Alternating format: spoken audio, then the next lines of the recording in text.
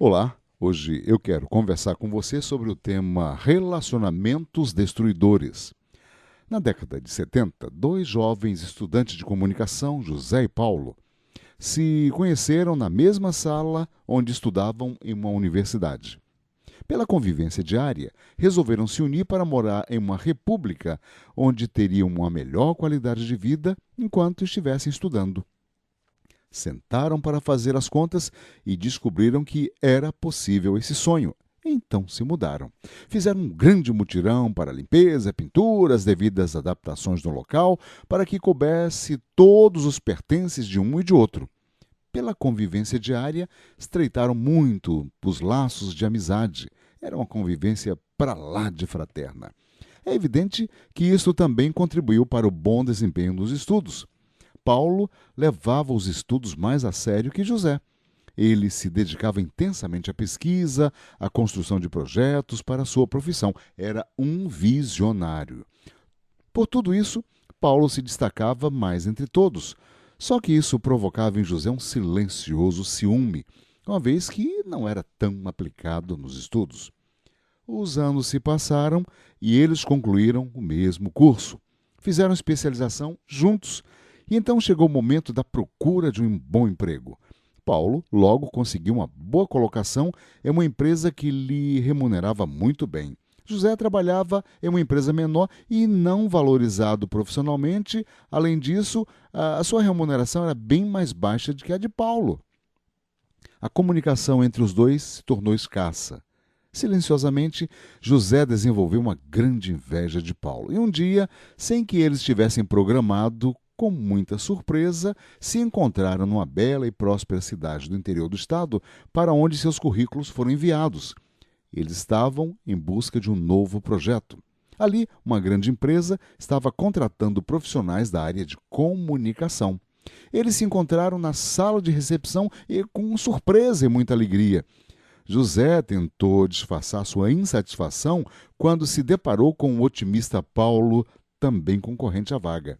Enquanto aguardavam para a entrevista, Paulo comentou sobre seu sucesso profissional e o imenso desejo de vir morar no interior do estado por desejar uma melhor qualidade de vida.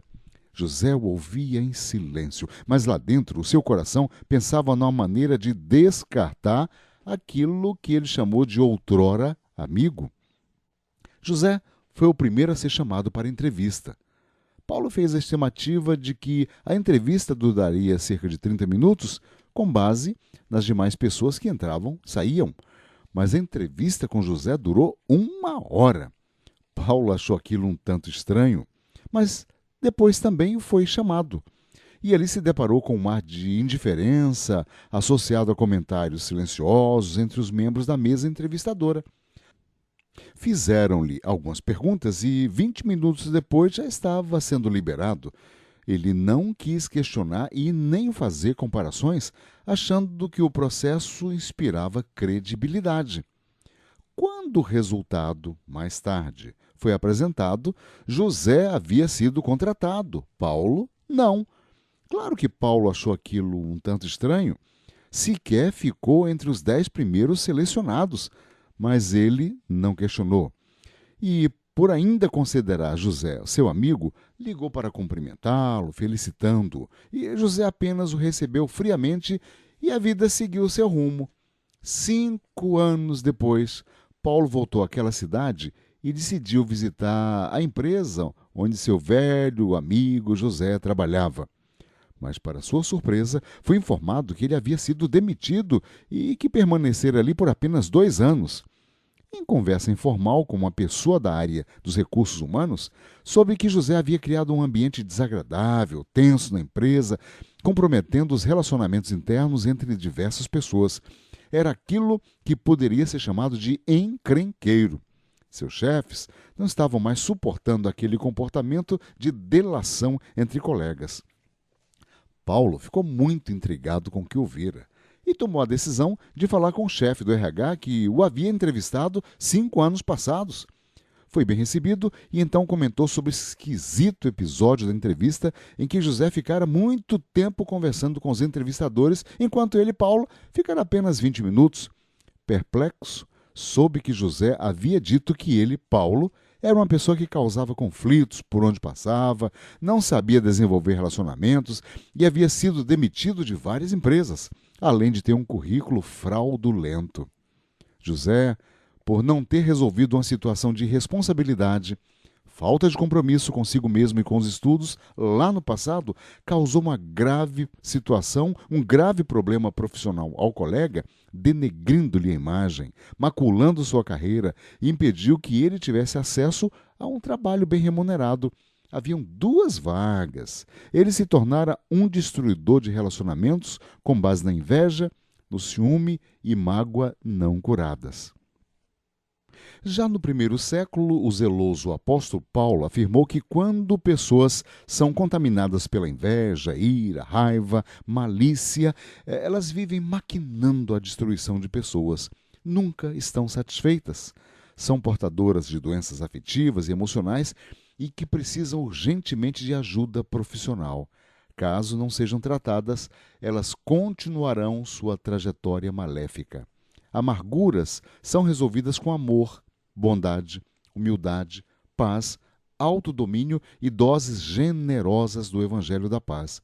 Resolver isto é construir um mundo de alegria e de realização. Ainda o apóstolo Paulo, escrevendo aos cristãos de Colossos no primeiro século, disse-lhes: Irmãos, vocês precisam fazer morrer dentro de vocês essa natureza terrena que tem como resultado a impureza, a paixão desordenada, desejos malignos, avareza, que é a idolatria. Lançai fora também tudo, ira, inveja, indignação, maldade, maledicência, e não mintais uns aos outros. O apóstolo sabia que tudo aquilo que começa com mentira, inveja, maldade, maledicência, termina mal. Em contrapartida, ele disse: para evitar a consequência de tudo isto, revistam-se de ternos afetos de misericórdia, bondade, humildade, mansidão e longanimidade, e que a paz de Cristo seja o árbitro em vosso coração, e sejam vocês pessoas agradecidas. Eu não tenho dúvidas ao afirmar que se José tivesse, em vez de inveja, admiração por Paulo, talvez eles tivessem muito sucesso trabalhando juntos, construindo uma sólida empresa, mas ele se deixou ser dominado por um sentimento que levou à destruição de uma amizade tão promissora. Paulo, o perdoador, vive a plena realização. José, o caluniador, colhe hoje os frutos daquilo que plantou. Aprendamos a viver melhor com base no amor, perdão, misericórdia, bondade e mansidão. Vamos resolver estas questões dos relacionamentos destruidores, porque realmente eles podem ser plantas daninhas na vida da gente. Deus abençoe